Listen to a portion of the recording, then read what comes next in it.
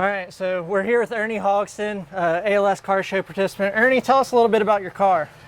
Well, I got this car in 2002, and it's a 1967 GTO, and it's been worked on a lot. We finally got it to about where it's at, and I'm just kind of a car buff, but I've always liked Pontiac GTOs, and yeah, I've had a couple of them, and I've had a 67 Tempest. And I've always been a GM man, and I like to participate mainly in local car shows, especially like Music on the River, Logan Lawrence's car show, all the car shows, Fall Fest.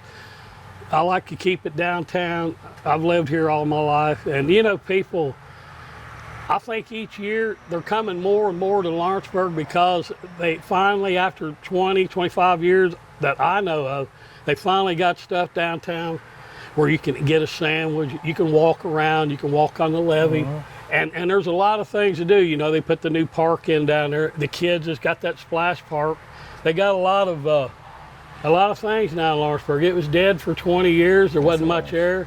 It's kind of getting back, you know, to where people's coming in, and hopefully, you know, it can revenue a lot of people a lot of money. Yep. So you mentioned that you're a lifetime Lawrenceburg resident. What do events like this mean to the community? Well, it brings people out. There's not much that happens in Lawrenceburg for like a big event except Fall Fest and some of these car shows, but actually what it does for Lawrenceburg is bring in some revenue, and you know, they also, people enjoy car shows, and they got restaurants they can go and get a sandwich while they're waiting to see, you know, certain things about the cars, like certain hours. You know, people known to cars can sit around and talk to other guys and meet them about other cars, and maybe find an old car somewhere in Ohio or Kentucky that they've been looking for off of another person. But Lawrenceburg's underrated. I think right now it's peaking. Yep. You know, they got the DoubleTree Lounge and all these places down there, and they got a nice walkway up on the levee, and they got bicycles, and you know, it's just a nice little community of about 5,500 maybe. I don't really know. They're getting ready to build some old people's apartments, and you know, it's just growing. Yep, absolutely. And really, you know, it's just a nice little town to live in. The schooling's good.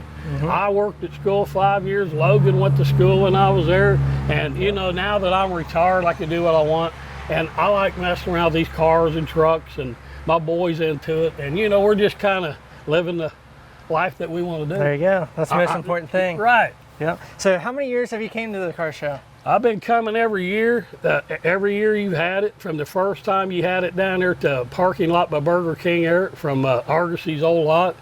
And you definitely got more cars that particular day than you ever thought you'd have. And now you're even getting more. Yep. So right now, how many you got just online? 110 pre-registered. See, there you go. Yep. It's on track with every year. This year could be a record. I mean, you know, you might have more years.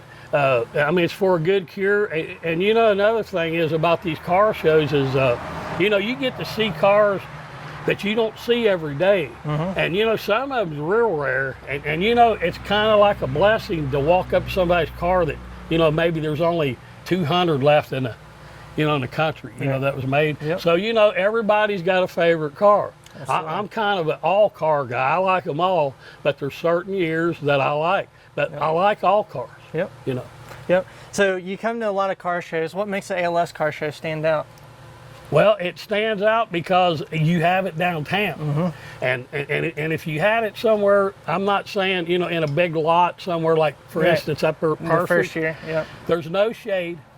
It's hot. You're on blacktop. Now downtown, you got shade mostly underneath all the buildings. You can back in and get your chair out.